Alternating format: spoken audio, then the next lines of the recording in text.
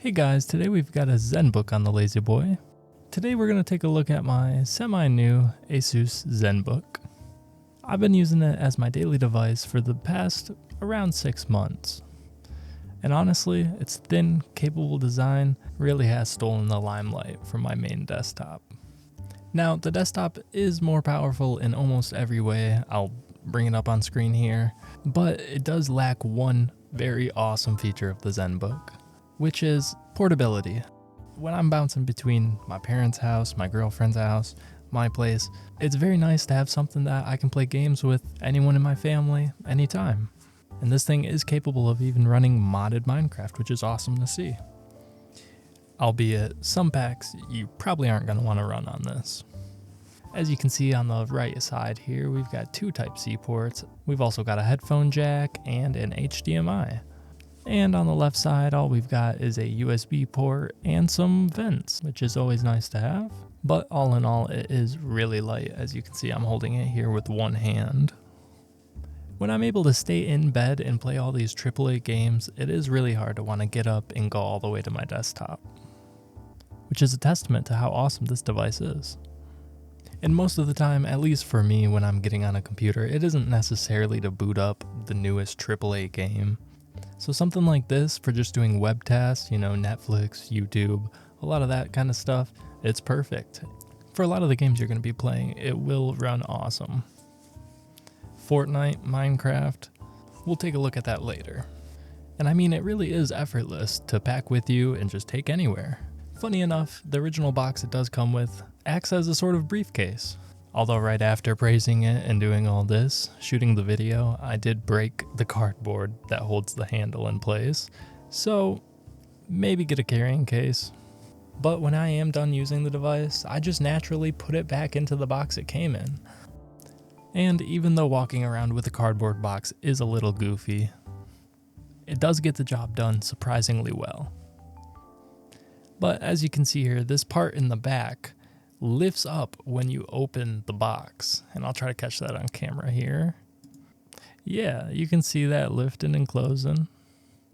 I mean, a cardboard box having that feature alone does make it feel kind of premium. It makes it feel like a little something more than a cardboard box.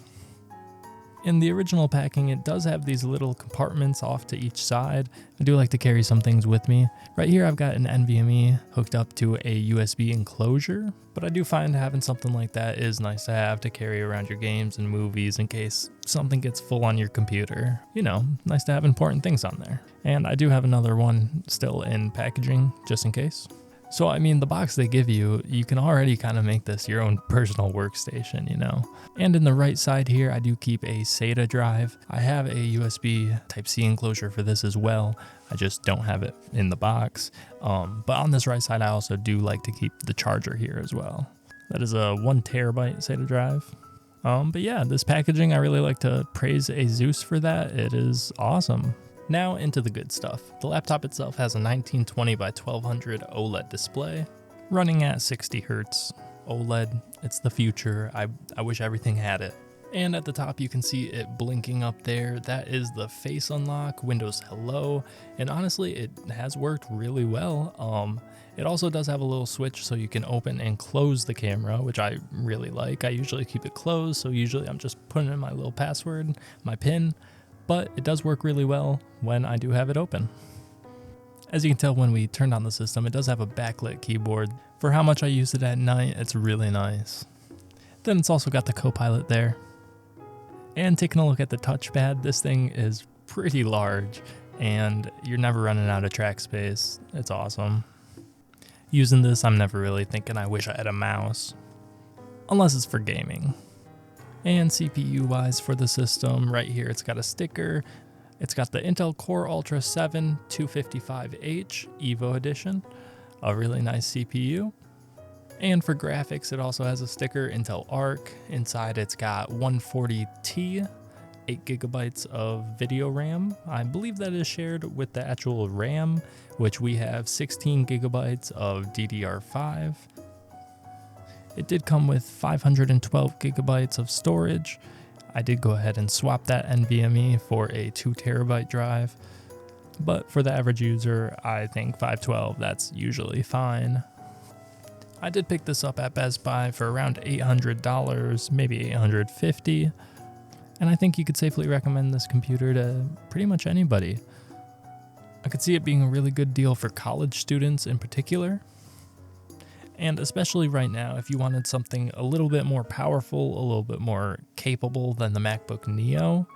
The MacBook Neo you can get for $500, but spending a little bit more can get you something like this, which has an OLED and a touchscreen, especially if you don't want to be locked into the Apple ecosystem. But yeah, let's take a look at that touchscreen. Boot up ChatGPT here.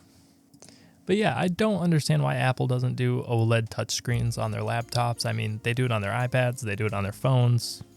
Let's see it. And before we get on to what really surprised me about this laptop, I wanted to take a second to look at the launcher I've been building. Just another showcase of how powerful this device can be. I developed this whole thing using this device. Just using VS Code and Python, other things like that, I was able to make this launcher. It has a home screen, shows your recent games and your recent media. I am going for a more console-like layout, but also with the utility of a PC. This is definitely just a pre-alpha. I put this together in like 2 days here, but just as a showcase of what you can do on this. But yeah, we're gonna load up Miles Morales Spider-Man right here. Oh, there is a metadata function using ROG.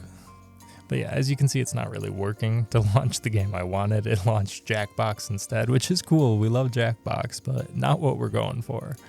But yeah, thanks for watching my little tech demo. Let's get out of here. But as you can see here, launching Miles Morales, that OLED is perfectly black. You might even think the display crashed or something, the computer crashed, because it's just black. But I would like to note that games that aren't as widely supported, such as like Peak, when that was really popular, my girlfriend and I were playing that a lot together. Her on the laptop, me on my desktop. It was just not optimized for it. Like, it ran like dog poop. But then I'd go and launch something like this, Miles Morales, which is, you know, a really popular game. It's got widespread support. It even has XeSS, which really does help. I'm definitely a fan of Intel Arc. I'm really excited to see more games support XeSS. I can see this thing becoming even more capable within the next couple years. There it goes. Thank you, Sony, for giving us this game on PC. I'd say maybe it's not running at full PS5 level, but definitely around PS4 and a half. And having an OLED display on this really does bump it up. But you can see with how many things I have unlocked here, it's definitely playable. I mean, I've had a great time playing through this game again. You can definitely hear the fans ramping up a little bit, but if you're going to play with headphones or something like that, it's not going to bother you. And even if you aren't playing with headphones, it's not really going to bother you, especially if you have the volume on the game up. I would like to note, playing with the DualSense 5 controller works very well with this, especially with these PlayStation games. They have support for it, so you really feel the game just like you would on a PS5. There may be some dips now and again, but all in all, it does run very smooth, very surprising. It's like having a PS5 that weighs 2 pounds. But yeah, excuse my gameplay, it has been a couple months since I was in this game. Gotta say, not the most impressive performance on my end. But now let's take a look at a game that doesn't have any XeSS, but is just really well optimized. And we went ahead and loaded right into GTA Online, which maybe not the best idea because it tends to be pretty laggy, just regularly. So a lot of these hitches on online aren't actually the computer. And I will note, it does look pretty funny on video, but the OLED and the colors really do look good in real life. I would like to note that the DualSense is also supported in this game. I try to fix the camera here so the colors are a little bit more accurate to real life. I would like to note that the speakers also sound really nice on this. I don't know what the speakers are, I don't know how many there are, but they do sound nice. But as you can see here, I'm racing down the highway and not really running into any issues. But yeah, that was GTA 5 Enhanced, and all in all, it plays really well. Now let's take a look at some emulation. Here we've got Ryubing, Ryujinx. This is the Nintendo Switch emulator, and lately I've been playing Legends Arceus on here. And playing these Switch games on an OLED display does look really nice at a solid 30 FPS or whatever the game's locked at. Definitely beats the Switch in my opinion. As you can see, I've made it to pretty much the end of the game here of Legends Arceus. But yeah, most Switch titles here do run at 2x resolution, pretty decent, still staying at a solid 30. Next, we're gonna try a less demanding PC game, but one that looks really nice, I think, on this OLED. Hopefully it comes across decent on camera. Certain shots here of this intro in particular really look like they're out of a comic book page. It really does have those inky blacks. And getting into some gameplay here, I am definitely not the best at this game either. I just like getting into it, punching a bit. I was never really into the arcade type games. My buddies always trash on me in Mortal Kombat. It's kind of expected that I suck here too. But now getting into something a little more popular like Fortnite, it does run great on here with XeSS. At first I didn't think it was working because I had all the settings really low and it was still running like poop. But with XeSS I was able to get it working and look pretty console-like. Definitely not PS5. The PS5 looks a lot better. But it's playable and it works really well. So let's get into a reload here. I'm really sorry to be showing such bad gameplay, but just focus on how well it looks, how well it's running, you know? And lastly here, I did want to showcase a retro game. I was trying to play an SNES game, but apparently my emulator wasn't set up, so we had to settle for an NES game. We went with The Simpsons, Bart versus the Space Mutants for the NES. And yeah, I mean, retro games in general look really nice pixel art on OLEDs. And I can't stress enough over this whole video, the OLED screen really does pop and make this device feel awesome. Overall, I couldn't be happier with this purchase, and I'd honestly recommend it to pretty much anyone. Drop your favorite 2026 device in the comments. I'm curious what everyone's running this year. But thanks for watching, have a good day.